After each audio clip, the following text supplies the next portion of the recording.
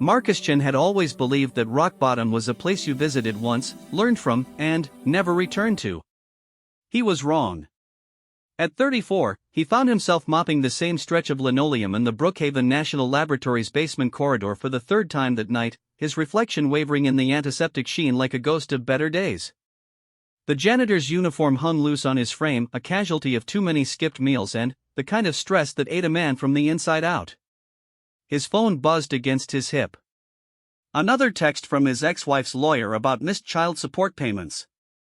Marcus didn't need to read it, the preview was enough to make his stomach clench. 7-year-old Emma's face flashed in his mind, gap-toothed smile, messy pigtails, the way she used to call him Daddy Marcus to distinguish him from her stepfather. Now he was lucky to get supervised visits twice a month. The basement of Brookhaven after midnight was a cathedral of humming machinery and flickering fluorescence. Most people would find it unsettling, but Marcus had grown to appreciate the solitude. No one questioned his life choices down here. No one looked at him with the particular mixture of pity and disappointment he'd grown accustomed to seeing in daylight. Here, among the particle accelerators, support systems, and cooling units, he was just the night janitor, invisible, necessary, and left alone. He was emptying a trash bin near Laboratory Wing C when he heard it, a sound like wind chimes made of broken glass, soft and somehow musical. Marcus paused, mop in hand, listening. The sound came again, longer this time, almost like a sigh. He'd been working these halls for 8 months and knew every mechanical noise, every pipe knock, every electrical hum. This was different. Following the sound led him to a maintenance corridor he'd never noticed before, tucked behind a bank of servers. The space was narrow, barely wide enough for his cart, but the strange melody was definitely coming from deeper within.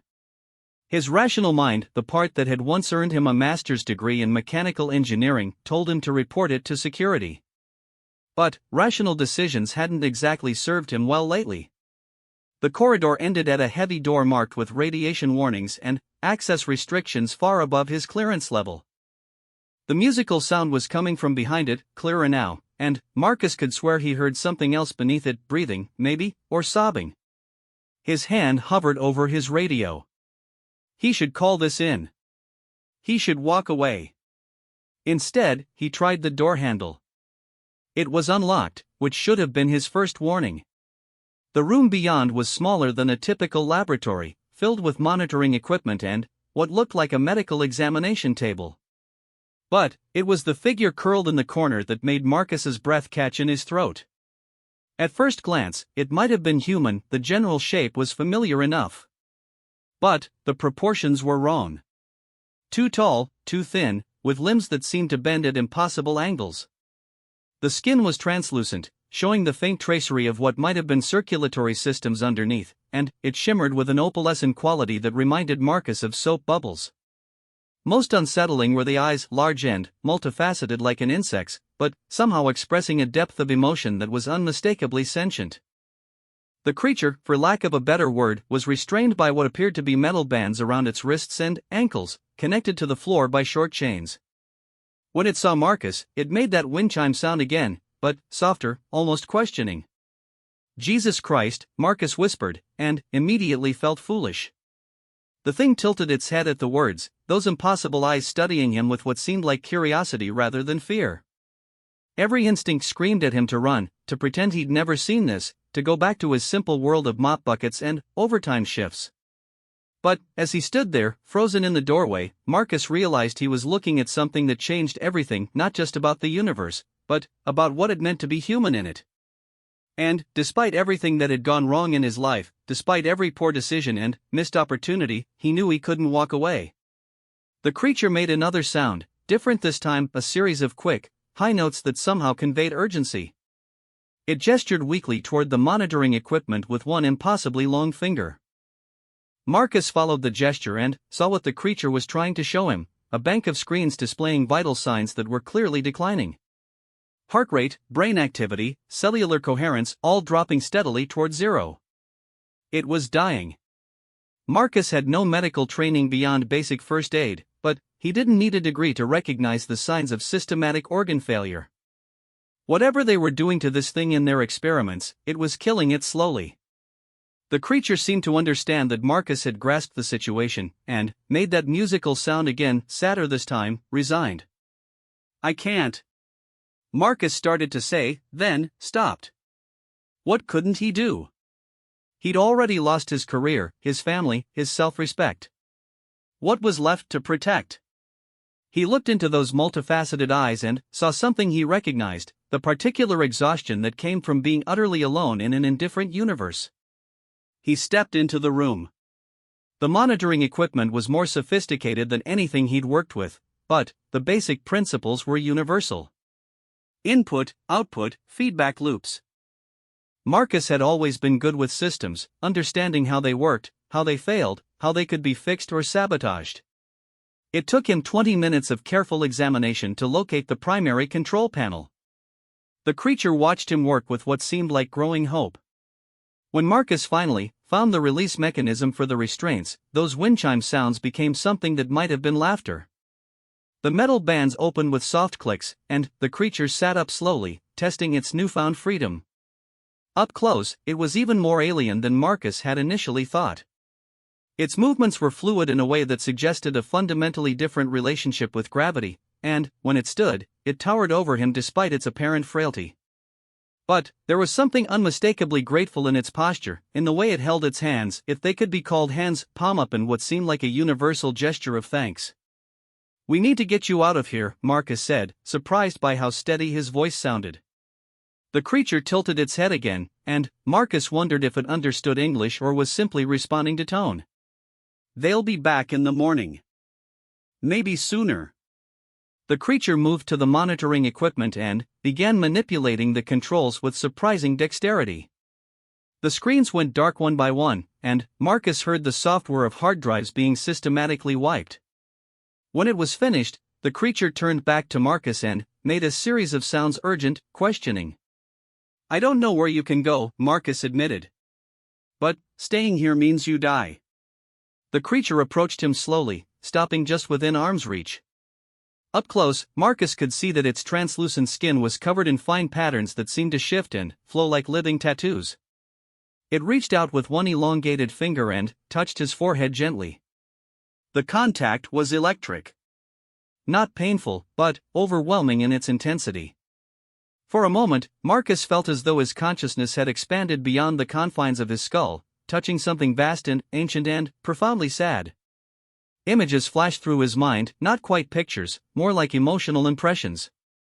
Vast spaces between stars. The weight of endless time. Loss that cut deeper than anything Marcus had ever experienced. And then, clearly as if spoken aloud, he heard a voice in his mind, "You understand abandonment." Marcus staggered backward, his vision swimming. The creature steadied him with those impossible hands, and the voice came again, gentler this time, "I am Keth AI. My ship, damaged. Your people found me. Studies. Tests. I will die here unless." "Unless what?" Marcus asked aloud, then felt foolish. If this thing could speak directly into his mind, vocalization was probably unnecessary. Unless someone helps who has nothing left to lose. The accuracy of that assessment hit Marcus like a physical blow. Nothing left to lose. It should have been devastating, but instead he felt something he hadn't experienced in months: purpose. "What do you need me to do?" The images that flowed into his mind were complex but clear. Keth AI's ship wasn't destroyed, just hidden and damaged. It needed specific materials to repair materials that could be found in the laboratory's advanced manufacturing facility. More importantly, it needed time. The daily shift change wouldn't happen for 6 hours, but security rounds came every 2 hours. They had a window, but a narrow one. "Why me?" Marcus asked. "There have to be people here with more clearance, more resources." The answer came not in words but in another cascade of images and emotions. He saw himself from Keth AI's perspective, a man worn down by loss but not broken by it, someone who understood what it meant to be alone but who hadn't let isolation turn him cruel. Most importantly, someone who worked nights in the basement, invisible to the important people, unnoticed and underestimated. "The least of you," Keth AI's voice whispered in his mind, often prove to be the greatest. Marcus thought about Emma, about the child support payments he couldn't make, about the supervised visits where she called another man dad. He thought about his master's degree gathering dust while he pushed a mop for minimum wage. He thought about all the ways he'd failed to live up to his potential, all the opportunities he'd squandered through bad decisions and, worse luck. Then, he looked at this impossible being who had somehow ended up as alone and desperate as he was, and felt something click into place. "Show me where your ship is." The basement level of Brookhaven extended further than most people realized, with sub-basements and maintenance areas that predated the current facility. Kethai guided him through a maze of corridors Marcus had never seen, past equipment that hummed with purposes he could only guess at. The creature moved with surprising stealth for something so alien, its footsteps completely silent on the concrete floors. They descended 2 more levels before Kethai stopped at what appeared to be a blank wall. The creature placed its hand against a section of concrete, and Marcus felt that electric sensation again as something activated.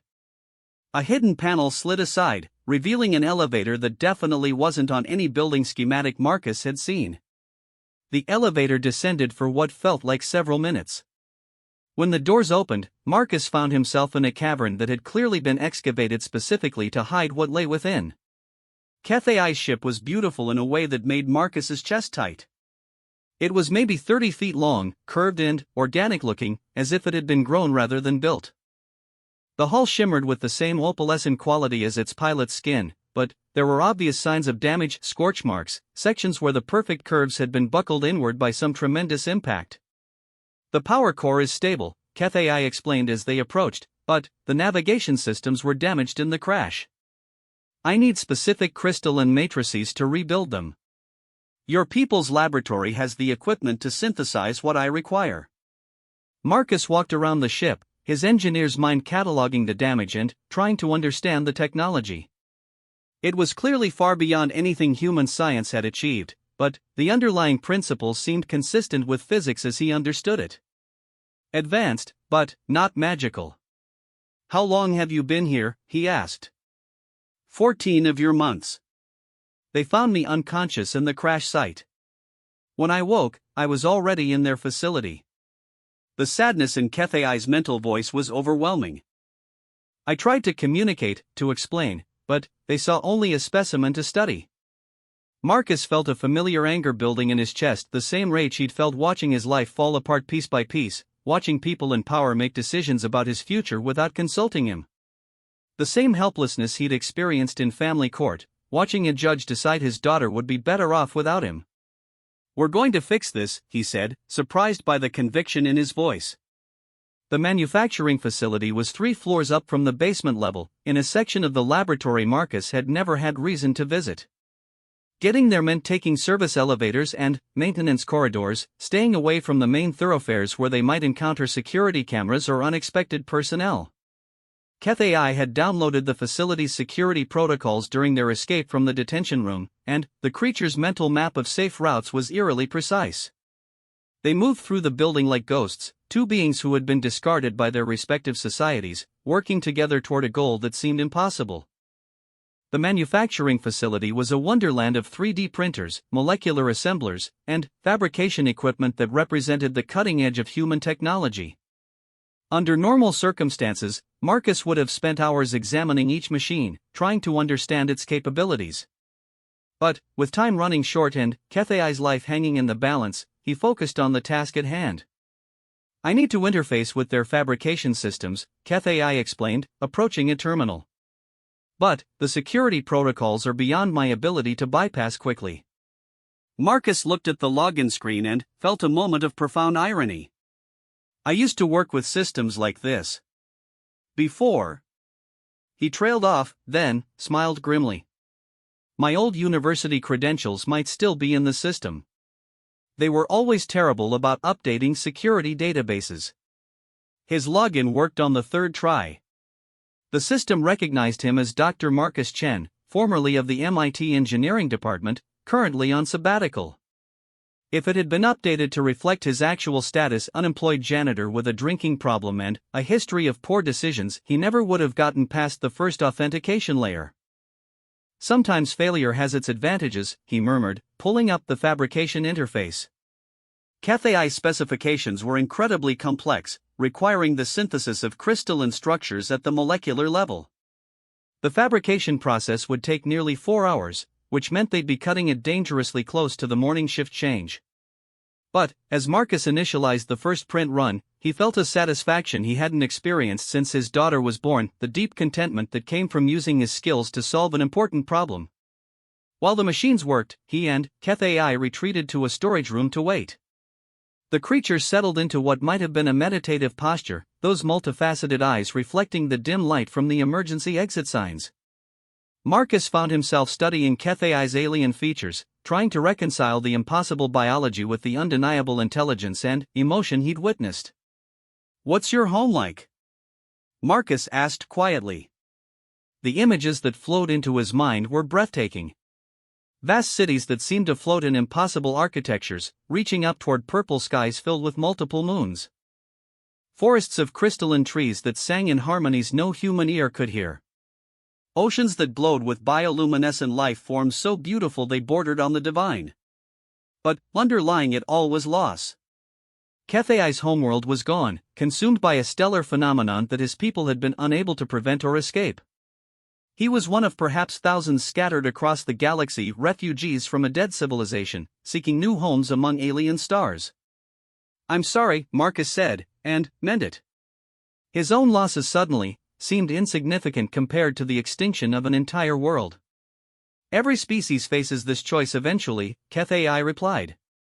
"When faced with extinction, some retreat into despair. Others search for new meaning among strangers. Your people are approaching that crossroads now." "What do you mean?"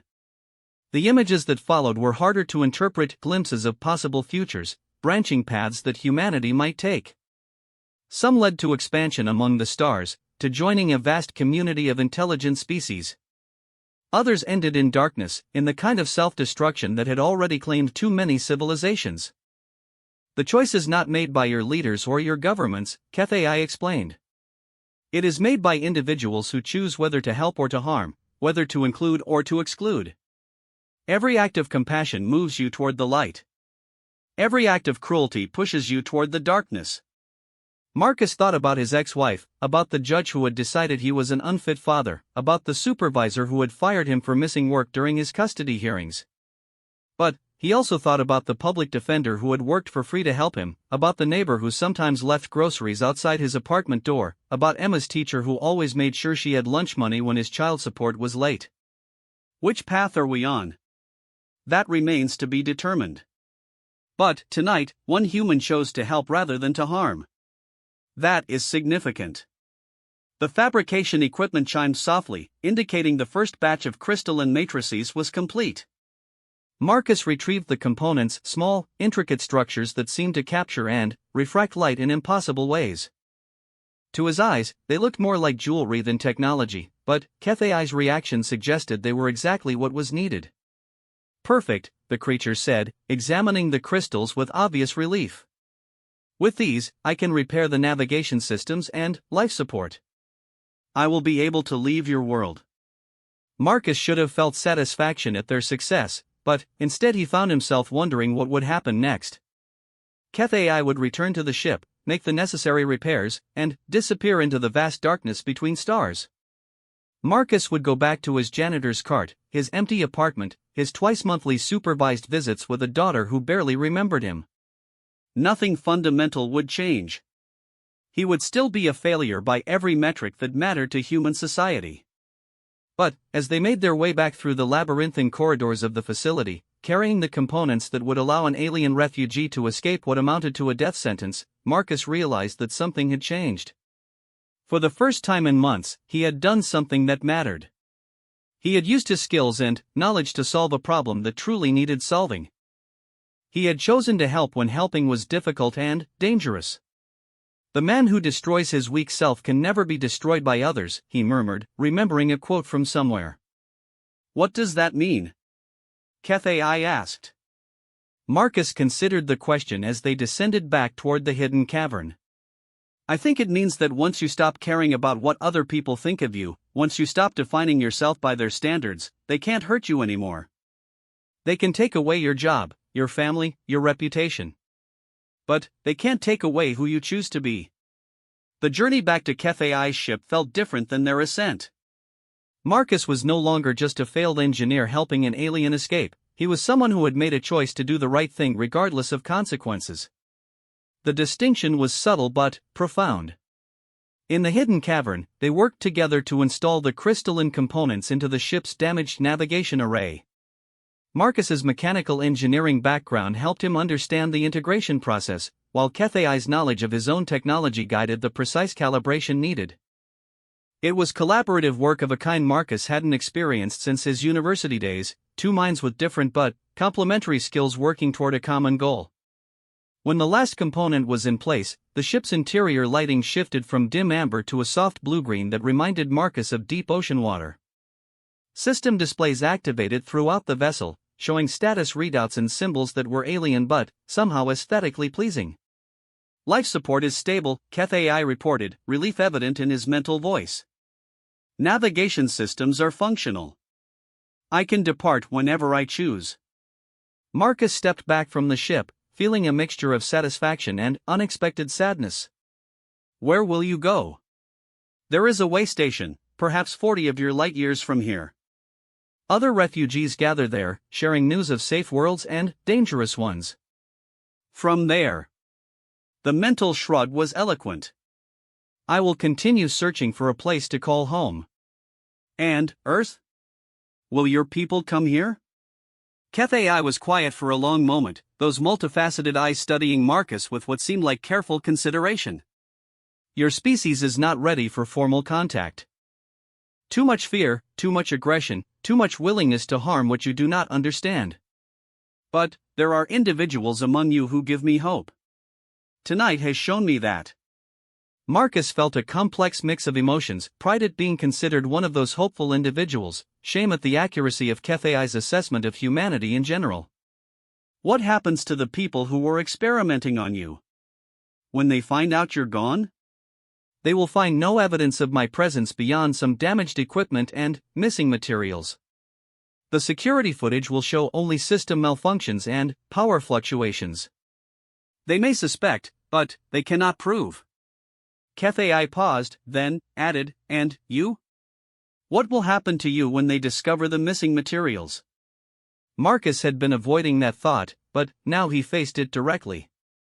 The fabricated components were worth hundreds of thousands of dollars, and their disappearance would trigger an investigation. Even if there was no direct evidence linking him to the theft, his access credentials had been used, and his background made him a convenient scapegoat. He would lose his job, certainly. Criminal charges were possible. I'll figure something out, he said, surprised by how calm he felt about the prospect. Maybe it's time for a change anyway. KFAI approached him slowly, stopping within arm's reach as he had in the laboratory. You have given me my life. I cannot offer you material compensation, your governments would ask too many questions. But I can offer you something else. What? Instead of answering directly, KFAI placed one elongated finger against Marcus's forehead. The electric sensation was familiar now, but this time it came with something else, information, flooding into his mind in carefully organized packets.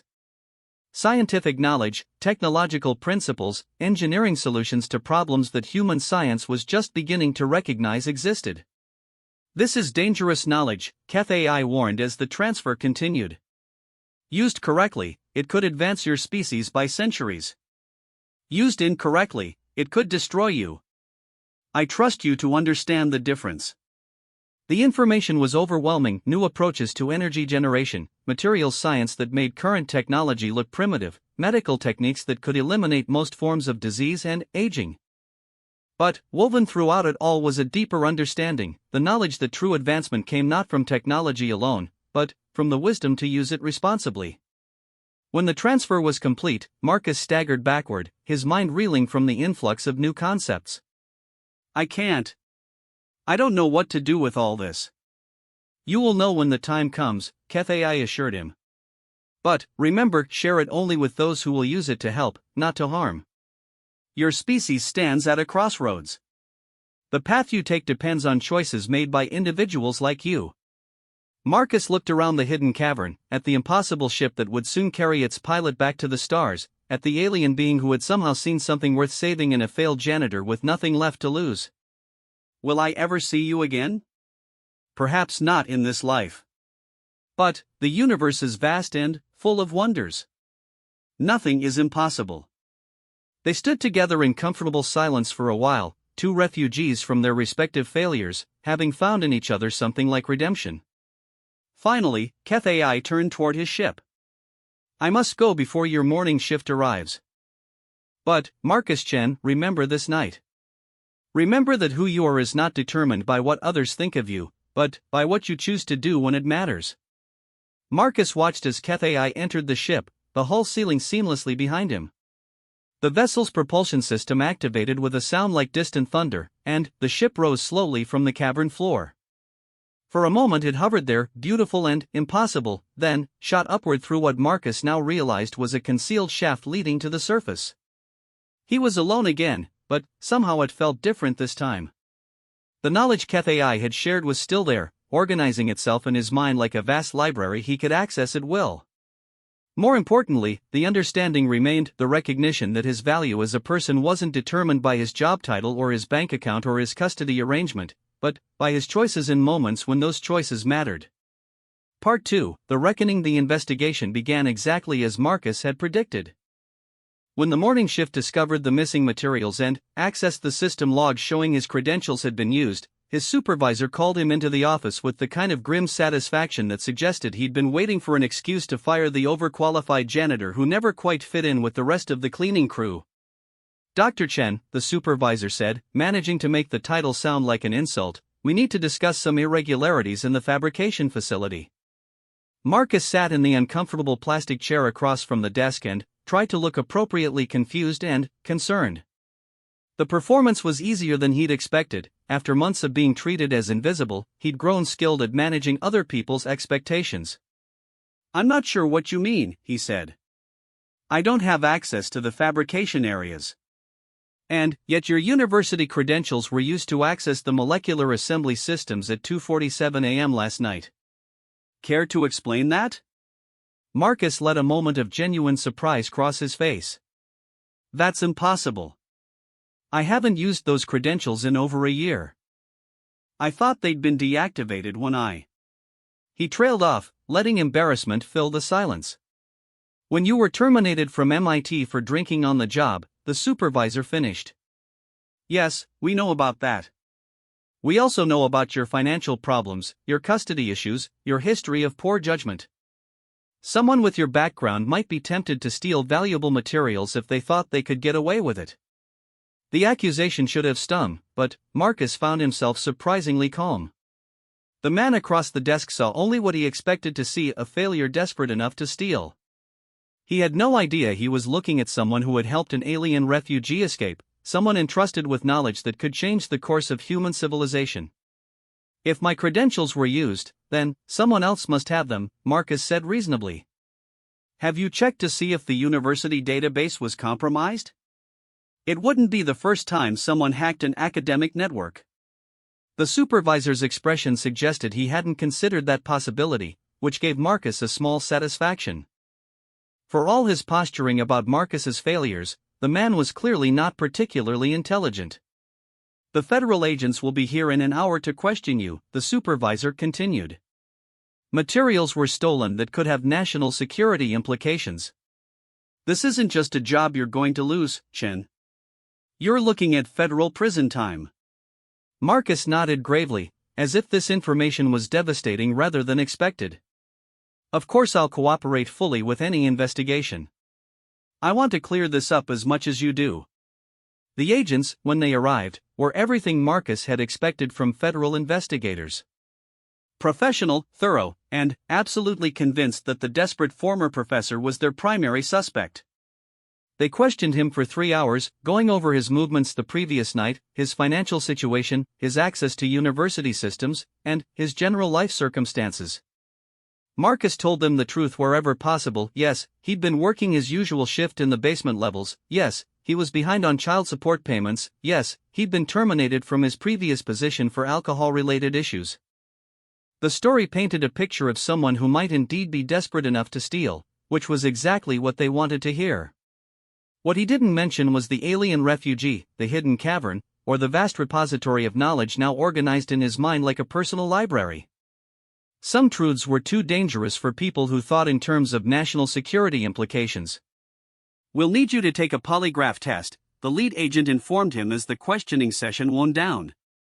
Of course, Marcus agreed. Whatever helps clear this up. The polygraph session was scheduled for the following week, which gave Marcus time to think through his approach.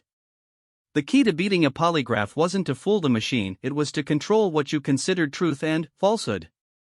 He spent several days in meditation, organizing his thoughts and memories, compartmentalizing the events of that night in ways that would allow him to answer honestly while concealing the essential facts.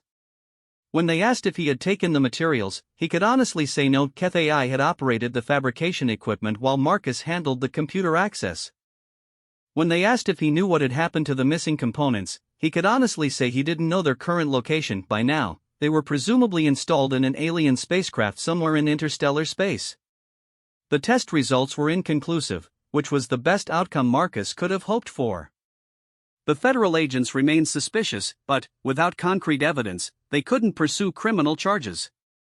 Brookhaven terminated his employment, of course, and blacklisted him from any future government contract work. To the outside world, Marcus Chen had added another failure to his growing list.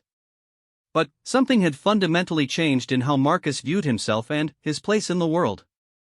The knowledge AI had shared wasn't just technical information, it was perspective. Understanding that Earth was one small world among thousands where intelligent life had evolved, that human problems were part of larger patterns that played out across the galaxy, that individual choices could ripple outward in ways that affected entire civilizations. He used his final paycheck to cover rent for another month and spent his days walking through the city, observing humanity with new eyes. He watched people rushing to jobs they hated to buy things they didn't need to impress people they didn't like, and felt a profound sadness for the waste of it all. He watched others performing small acts of kindness, helping elderly strangers, volunteering at homeless shelters, teaching children to read, and felt hope for his species' potential. Most importantly, he began to understand what AI had meant about choices that mattered. Every human interaction was an opportunity to push the species toward light or darkness, toward inclusion or exclusion, toward wisdom or ignorance. The cashier who treated him with dignity despite his obviously reduced circumstances, the librarian who didn't question his use of the computers despite his unkempt appearance, the child who smiled at him on the subway, all of them were unconsciously participating in the larger process that would determine humanity's ultimate fate. 3 weeks after losing his job, Marcus was sitting in the public library using their internet access to search for employment opportunities when he received an unexpected visitor. A woman in an expensive suit approached his table and sat down without invitation, sliding a business card across to him. "Dr. Chen? My name is Dr. Sarah Winters. I represent a private research foundation that has been following your situation with interest." Marcus glanced at the business card, Prometheus Institute, Advanced Scientific Research. The address was local, but he'd never heard of the organization. "I'm not sure what situation you're referring to," he said carefully. Dr. Winters smiled, and there was something knowing in her expression that made Marcus suddenly alert. The situation where a brilliant engineer with an advanced degree and a history of innovative thinking finds himself working as a janitor due to a series of personal setbacks, then becomes the prime suspect in the theft of advanced materials under circumstances that make no logical sense. Marcus studied her face, trying to determine what she really knew and what she was fishing for. "That's an interesting perspective on unemployment. We both know there's more to it than that." Dr. Winters leaned forward slightly. The Prometheus Institute specializes in identifying individuals whose potential has been overlooked by conventional institutions. We're particularly interested in people who have demonstrated the ability to think outside established paradigms. And, you think I fit that description? I think you're exactly the kind of person who might figure out how to access a university computer system you technically shouldn't have credentials for, successfully navigate a high-security facility without being detected, and somehow make sophisticated materials disappear without leaving any useful forensic evidence. Her smile widened. That requires a rare combination of technical skill, creative thinking, and what we might call situational awareness. Marcus felt a chill of apprehension.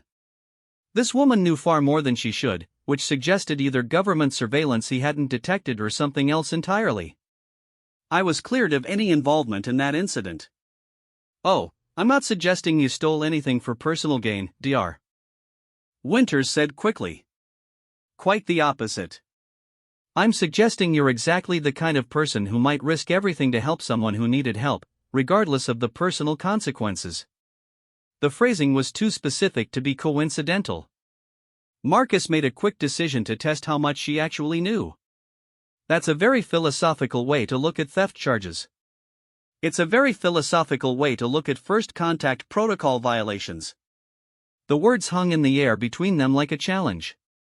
Marcus felt his heart rate spike, but forced his expression to remain neutral. I'm not sure what you mean by that. Dr. Winters reached into her briefcase and withdrew a tablet, which she turned to face Marcus.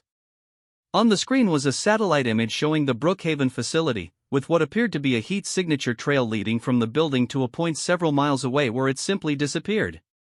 This was captured by one of our monitoring satellites at approximately 4:23 a.m. on the morning after the materials went missing, she explained. The heat signature matches no known human aircraft, and the trajectory suggests a vehicle capable of achieving escape velocity without using conventional propulsion. Marcus stared at the image, his mind racing.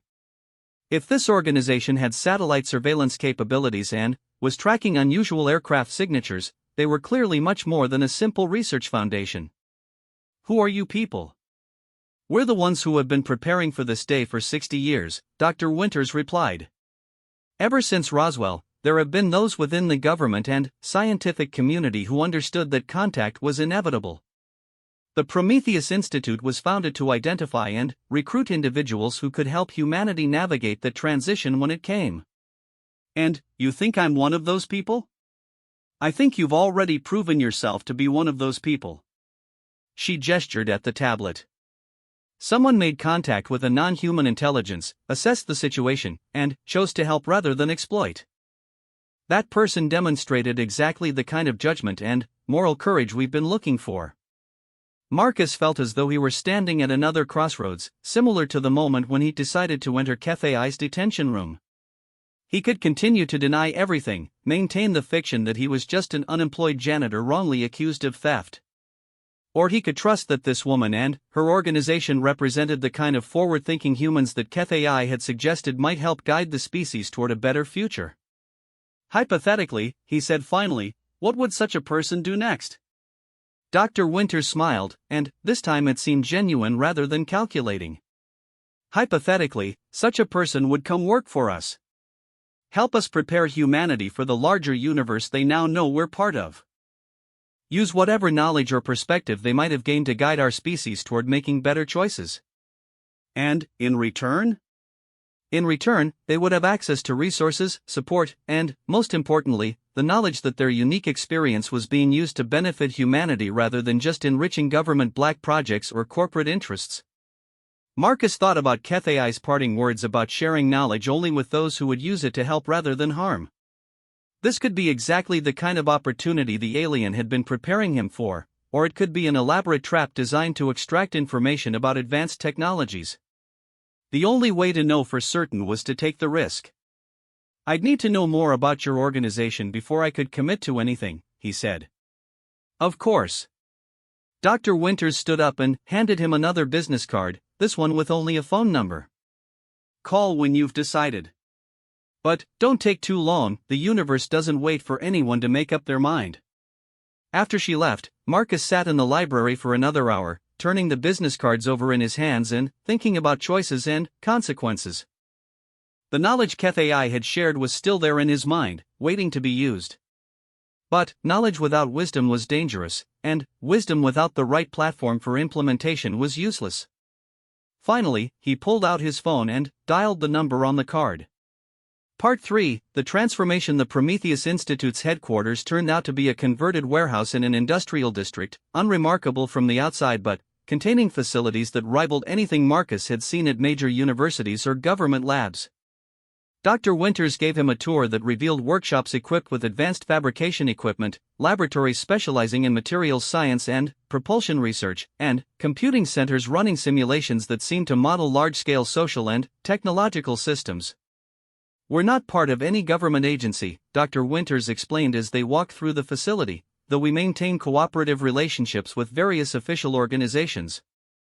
Our funding comes from private sources, individuals, and corporations who understand that humanity's future depends on being prepared for contact with non-human intelligences."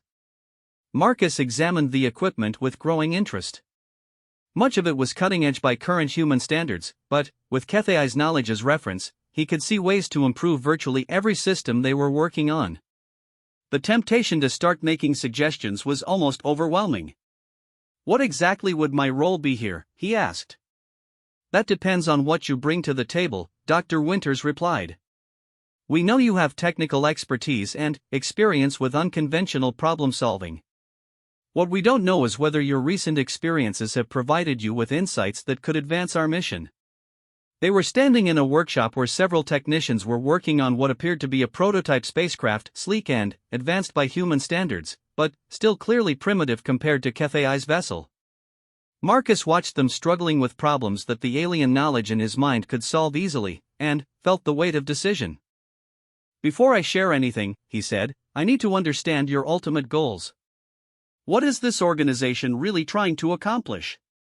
Dr. Winters led him to a conference room where the walls were covered with charts and projections that mapped various scenarios for human technological and social development.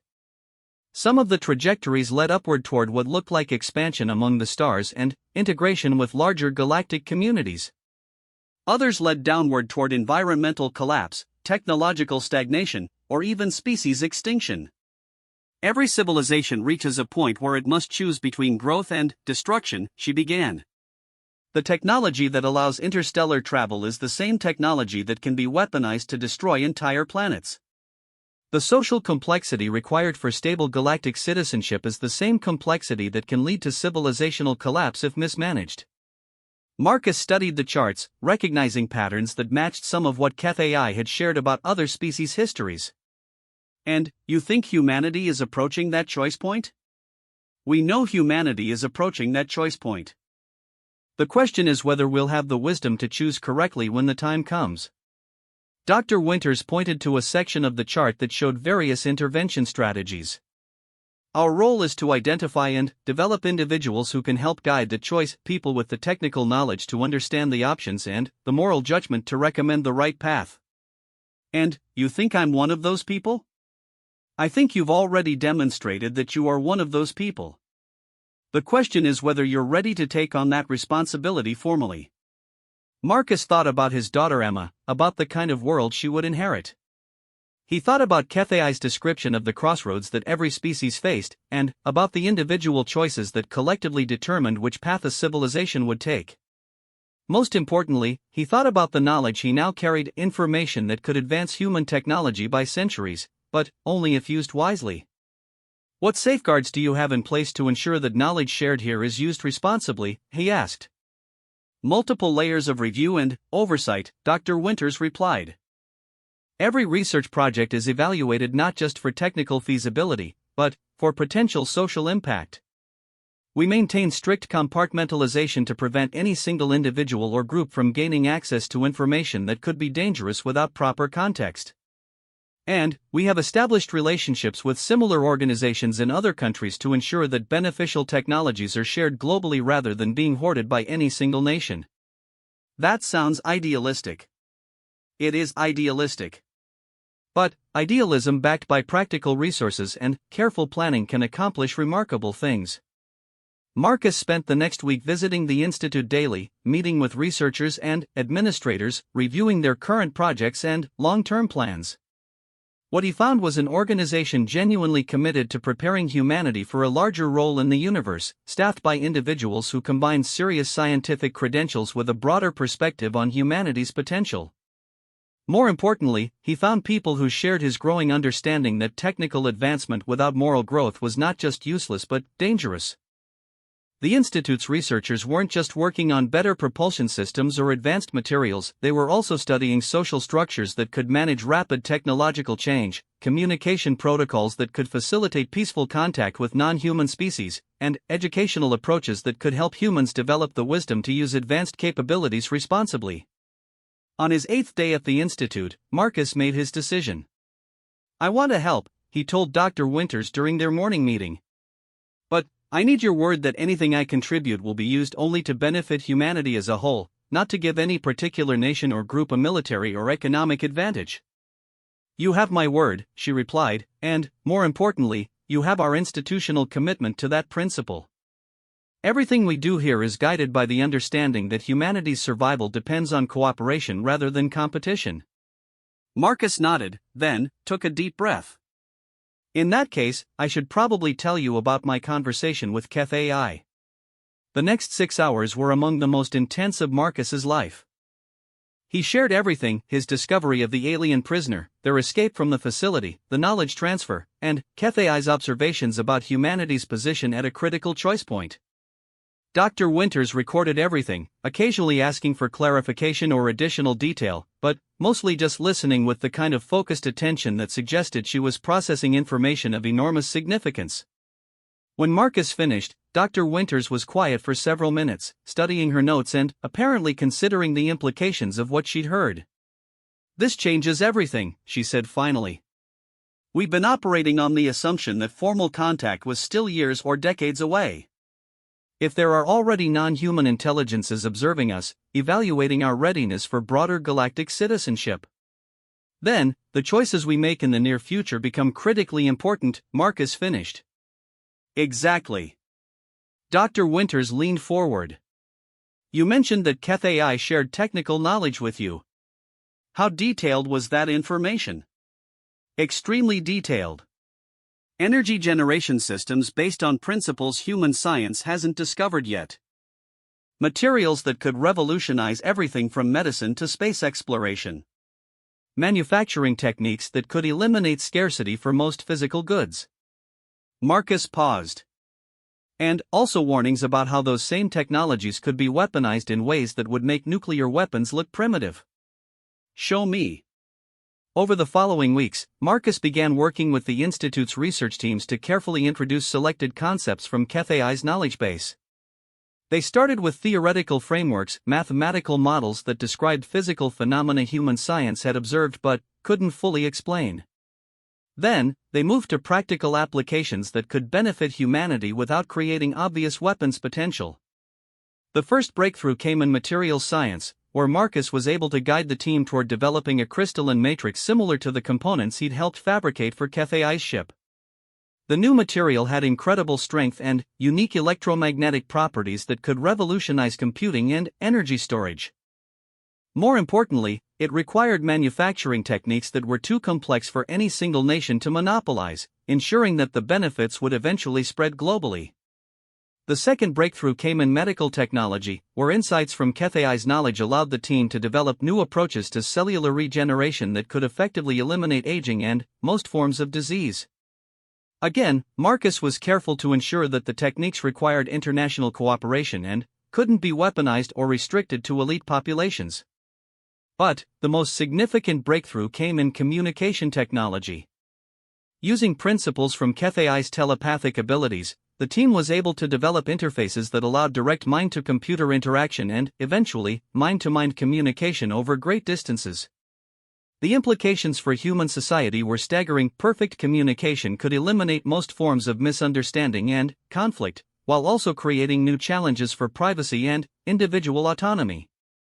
As the Institute's research programs accelerated and began producing results that attracted international attention, Marcus found himself in an increasingly visible role as a senior consultant and strategic advisor.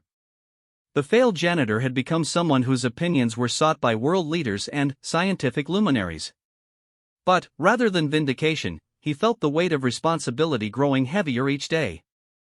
I keep thinking about what Cathay said about individual choices determining a species' fate, he told Dr. Winters during one of their weekly strategy meetings. Every technology we develop, every capability we demonstrate, pushes humanity a little further down one path or another. How do we know we're making the right choices? We don't, she replied honestly. But that's true for every significant decision. The alternative to making choices based on our best judgment is to make no choices at all, which is itself a choice, usually the wrong one. Marcus looked out the window at the city beyond, thinking about all the people going about their daily lives with no idea that their species was balanced on the edge of transformation.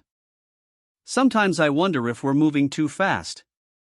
Maybe humanity needs more time to mature before we give them access to technologies that could reshape civilization. Maybe. But time is a luxury we may not have.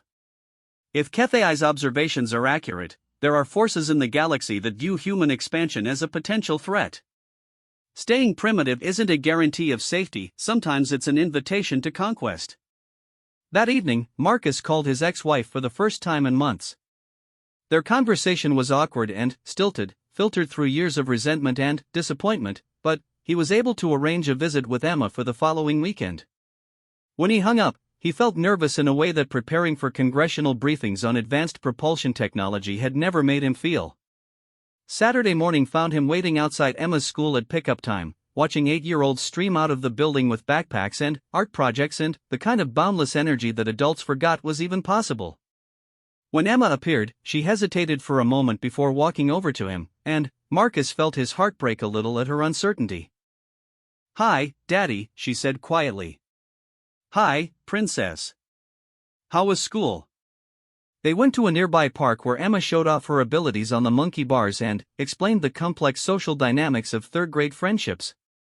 Marcus found himself studying his daughter with new eyes, trying to imagine what kind of world she would inherit. Would she grow up in a society that had learned to use advanced technology wisely, or one that had torn itself apart with capabilities it wasn't mature enough to handle? "Daddy, are you okay?"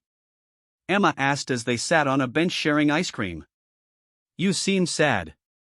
Marcus considered how to answer that question honestly without frightening her. "I've been thinking about the future a lot lately. What kind of world you'll live in when you grow up?" "Mom says you have an important job now." "Something about helping people." "Something like that, yes. I work with people who are trying to make sure the world becomes a better place instead of a worse place." Emma nodded gravely, as if this made perfect sense to her 8-year-old worldview. "That sounds like good work."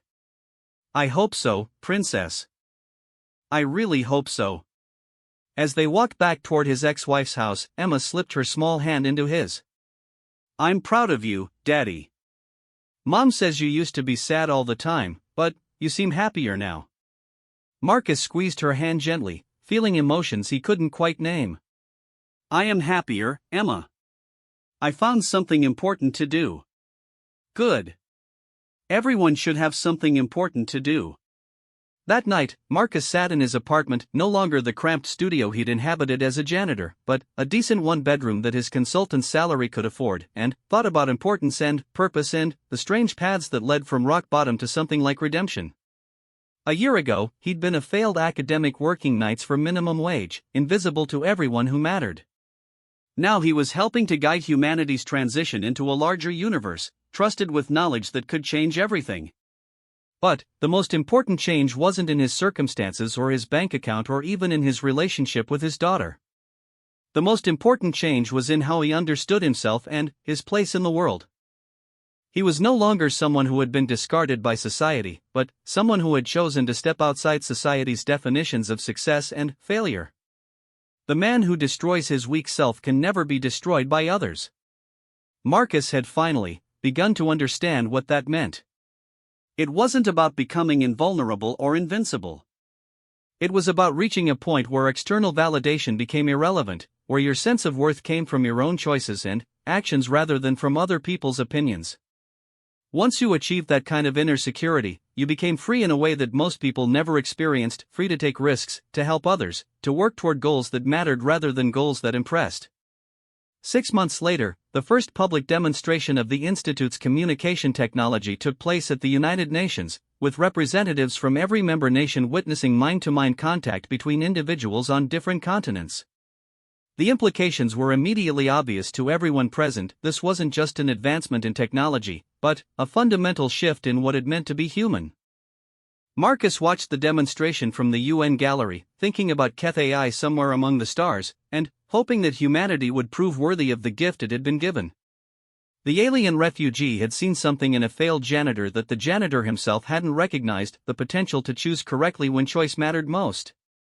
Now it was humanity's turn to make that choice, individual by individual, decision by decision, until the accumulated weight of those choices determined which path the species would follow into an uncertain but, suddenly, much larger future. The universe was waiting to see what they would decide. In his apartment that night, Marcus stood by his window looking up at the stars and, thinking about the vastness of space, the countless worlds where intelligence had evolved and chosen its path toward light or darkness. Earth was just one small world among many, but it was the one where Emma would grow up, where millions of parents worried about their children's futures, where 8-year-olds learned to navigate monkey bars and third-grade social dynamics without knowing that their species was balanced on the edge of transformation. Somewhere out there, Cathay was probably looking at similar stars from the deck of an alien way station, comparing notes with other refugees about which species showed promise and which had fallen to the same mistakes that claimed most civilizations. Marcus hoped that when they talked about humanity, the conversation would be optimistic. He picked up his phone and scrolled to Emma's number, then typed out a text: "I love you, princess. Sweet dreams." Her response came back almost immediately: "Love you too, Daddy. See you Saturday?" "Wouldn't miss it for the world," he typed back, and realized that was literally true. He had been offered chances to travel off-world, to visit the Institute's growing network of international facilities, to be present for first contact protocols when they were eventually established. But his most important work would always be here on Earth, helping to ensure that the choices his species made were wise enough to create a universe where 8-year-olds could grow up safe and free and proud of what humanity had chosen to become.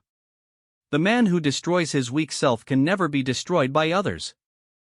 Marcus had learned that lesson in the basement of a government laboratory, taught by an alien refugee who saw potential where others saw only failure. Now it was his turn to pass that lesson along, one choice at a time, until enough individuals understood that their personal transformation was inseparable from their species' evolution. Outside his window, the stars continued their ancient dance across the darkness, carrying their cargo of worlds and possibilities and the endless stories of civilizations learning to choose between growth and destruction. Earth spun among them, small and fragile and precious, home to a species that was finally beginning to understand both its potential and its responsibility. The universe was vast and patient and full of wonders. But the most important wonder was the one happening right here, right now, in the hearts and minds of individuals who chose to help rather than harm, to include rather than exclude, to reach toward light rather than retreat into darkness. Marcus Chen, former failure and current guardian of humanity's future, fell asleep that night with his phone beside him, ready for his daughter's good morning text, and his dreams full of stars.